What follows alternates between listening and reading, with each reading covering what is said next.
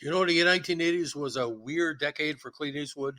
He was all over the place. He was in action movies, westerns, thrillers. But this movie, very underrated, and I think it needs a second look. It's called Honky Tonk Man.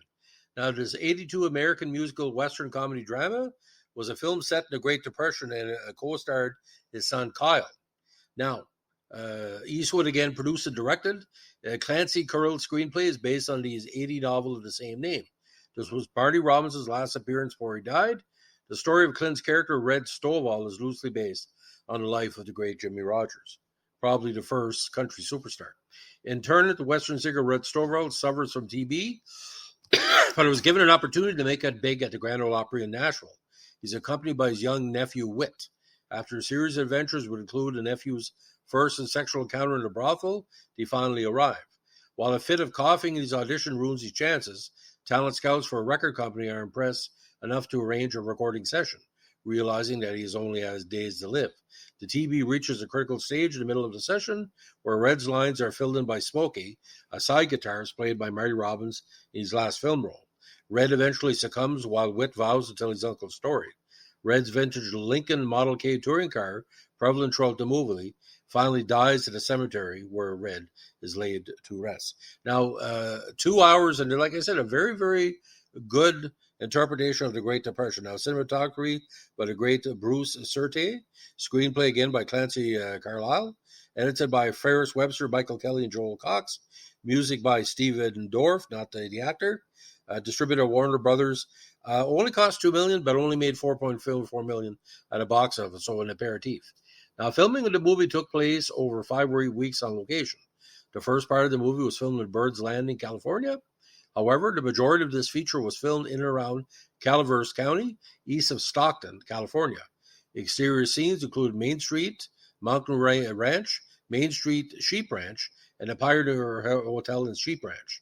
The famous jailbreak scene was filmed in Dayton, Nevada, at the corner of Pike Street, the Lincoln Highway, and West Main Street.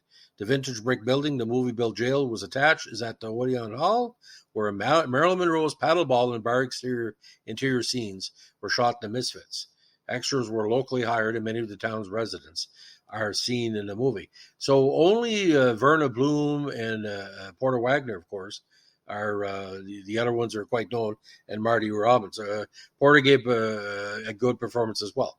Now, Honkytonk Man received critical acclaim and has a big score of 93% on Rotten Tomatoes. I give it 3 out of 4. Like I said, a very, very atmospheric movie. The New York Post wrote, the pace is slow, very country, but it rises to touching moments. Not all perfect by any means, but ultimately a story of occasional awkward truths.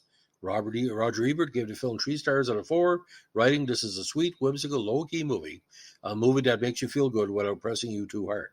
The film opened on Wednesday, December 15, 1982 in LA before expanding to 677 screens for the weekend, but only grossed $667,727, the worst opening for an Eastwood film.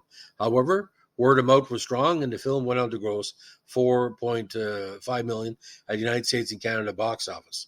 Eastwood's lowest grosser for more than a decade, but again, a good movie for those who love Depression films. Unfortunately, the film's worst original song, "No Sweeter Cheater Than You," was nominated for a Razzie Award for again, worst song, and that was unwarranted.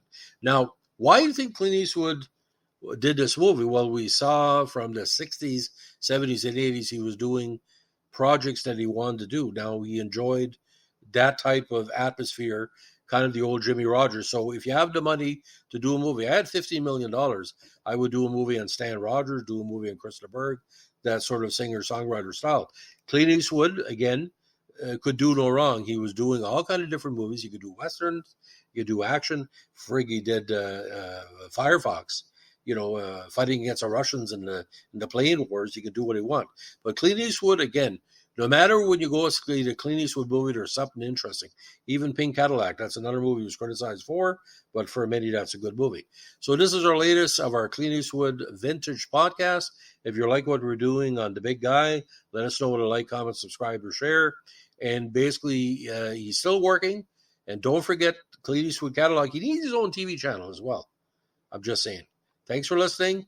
Don't forget, watch your bullets. Have a good day. Bye.